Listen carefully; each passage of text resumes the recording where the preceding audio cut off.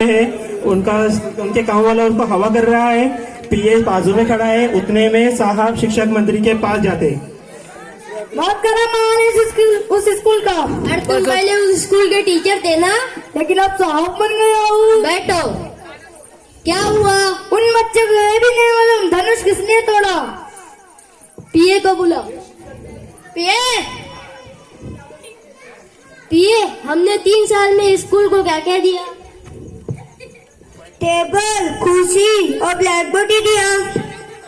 उसमें धनुष है? नहीं। जब धनुष दिया ही नहीं तो तोड़ेंगे कैसा?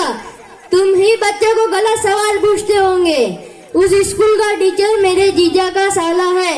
उसे अगर परेशान किया तो तुम्हें नौकरी पर से निकाल दूंगा। नहीं माफ कीजिए अगली बार से ऐसा नहीं होगा। देखा आपने, ऐसे टीचर, ऐसे मंत्री रहेंगे तो हमारा मुल्क का तो भगवान ही भला कर सकता है।